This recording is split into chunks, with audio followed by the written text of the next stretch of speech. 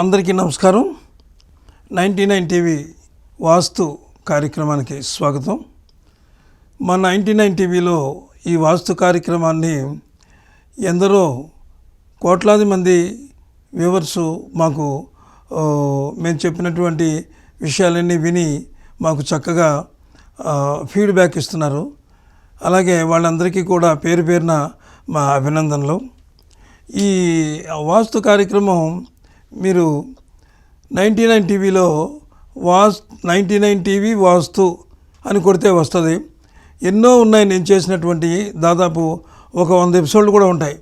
మీకు ఏ విషయం కావాలో అన్నీ విపులంగా ఉంటాయి. ఏ అంశం కావాలో మీకు అంటే రకరకాల అంశాలు ఉన్నాయన్నమాట. వీధి పోట్ల గురించి కావాలా, లేకపోతే గుమ్మాలు కావాలా, కిటికీలు కావాలా, అన్నీ కూడా చేసి ఉంచాను. మీరు అన్నీ చూడండి. చూసి చక్కగా మీరు ఎప్పటికప్పుడే మీరు ఏది ఉన్నా సరే మన నాకు చెప్పండి. చెప్తే అంటే చెప్పడం అంటే మీరు కామెంట్ చేయండి. ఫోన్ నెంబర్ లేదు, అంచేత కామెంట్ చేస్తే కామెంట్లో నేను మీకు ఖచ్చితంగా రిప్లై ఇస్తాను. అయితే ఈ వాస్తు కార్యక్రమాన్ని నమ్మిన వాళ్ళందరూ కూడా చాలా అభివృద్ధిలోకి వచ్చి మంచి జీవితాన్ని, భార్యాబిడ్డలతో సంతోషంగా, పిల్లాపాపలతో సంతోషంగా, ధనకనక వస్తు వాహనాలతో చక్కగా ఉన్నారు. వాస్తు అమర్చుకున్న వాళ్ళు ఈ ఇళ్లలో, వాస్తు అమర్చుకోలేని ఇళ్లలో ఉన్నవాళ్ళు చాలా కష్టాలు పడుతున్నారు. అంటే అవి మామూలు కష్టాలు కాదు, అంటే ఆ కష్టాలు వాళ్ళకి తెలియదు. అంచేత చాలా ఇబ్బందులు పడుతున్నారు. మీ ఇంట్లో ఏదైనా సమస్య ఉంటే అది ఖచ్చితంగా వాస్తు సమస్య అని మీరు గ్రహించండి. ఏమైనా మీరు నా ప్రోగ్రామ్స్ అన్ని చూడండి. చూసిన తర్వాత మీకు అందులో ఏ రకమైనటువంటి, అంటే మీ ఇంట్లో ఏ సమస్య ఉందో నాకు రాయండి, నేను మీకు ఖచ్చితంగా సమాధానం ఇస్తాను. అయితే ఈరోజు మనం అంశం ఏమిటంటే, చాలామంది అడుగుతున్నారు, ఇంటికి 3 గుమ్మాలు ఉండొచ్చా? 3 గుమ్మాలు ఉండొచ్చా అనే ప్రశ్నలోనే సమాధానాలు కూడా ఉన్నాయి. ఉండొచ్చా అంటే ఉండకూడదు, కానీ ఉండొచ్చు. ఎలా ఉండకూడదు, ఎలా ఉండొచ్చు, ఆ విషయం మీద మనం ఈరోజు డిస్కస్ చేద్దాం. ఇది ఇంటికి వరుసగా 3 గుమ్మాలు ఉండవచ్చా అనేది మన టాపిక్ ఈరోజుని. అంచేత చూద్దాం. ఇది తూర్పు, ఇది పడమర, ఇది దక్షిణం, ఇది ఉత్తరం, అలాగే ఆగ్నేయం, నైరుతి, వాయువ్యం, ఈశాన్యం.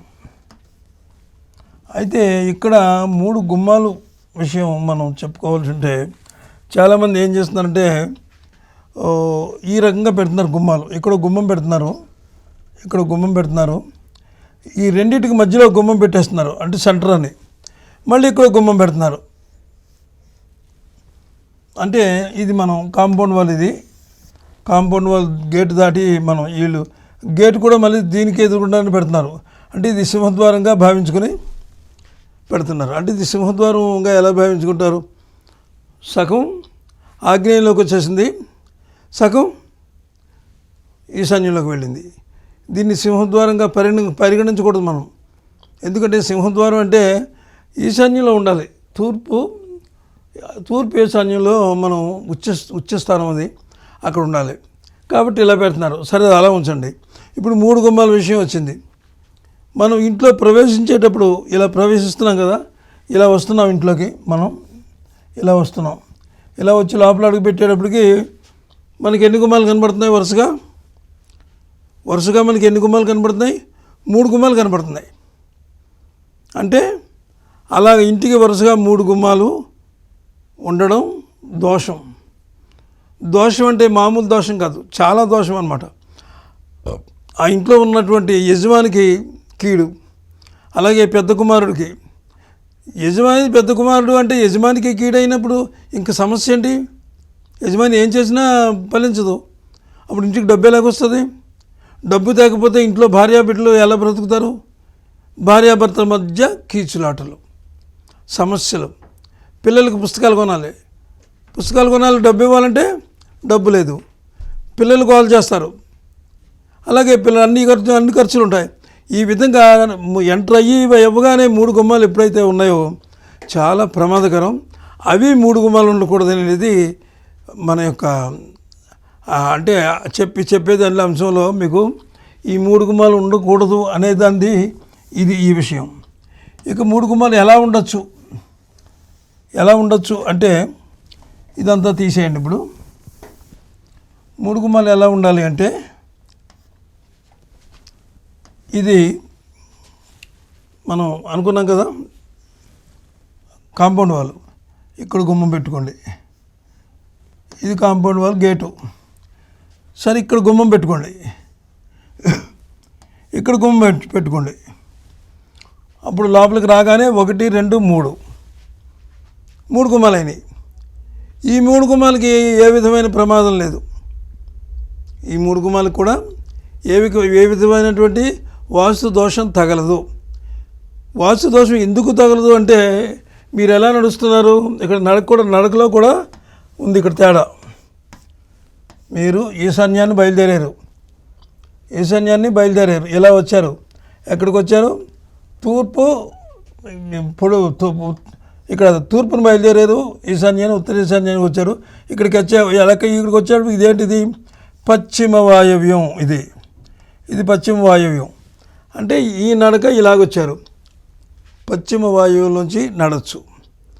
అంటే ఇంట్లో నడక చెప్తున్నాను నేను, బయట నడక కాదు.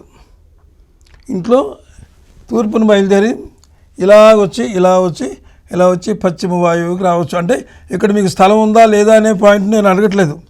అంటే కొంచెమైనా స్థలం ఉంటుంది కదా, ఇటు ఇలా వాడుకోవచ్చు ఈ 3 గుమ్మాలు. సరే, 3 గుమ్మాల వల్ల ప్రమాదం ఏంటనేది అక్కడ చెప్పాను, మంచి లాభం ఏంటని చెప్పాను. ఇంకొక విషయం ఏంటంటే ఇక్కడ కొంతమంది తెలియక వాళ్ళు ఏం చేస్తున్నారంటే ఇక్కడ ఒక గుమ్మం పెట్టుకుంటున్నారు, బాగానే ఉంది. ఈ రోడ్డుకి ఇక్కడ గేటుకి పెట్టుకుంటున్నారు. కానీ వాళ్ళు ఏం చేస్తున్నారంటే ఈ ఆగ్నేయంలో స్థలం ఎక్కువ ఉంటుంది వాళ్ళకి. ఒక చోట చూశాను నేను, ఒక ఇంట్లో ఆగ్నేయ తూర్పు బాగానే ఉంచుకున్నారు, ఎక్కువగానే ఉంది. ఈ ఆగ్నేయంలో స్థలం ఉంటే వాళ్ళు ఏం చేశారు, ఇక్కడ ఒక గుమ్మం పెట్టారు.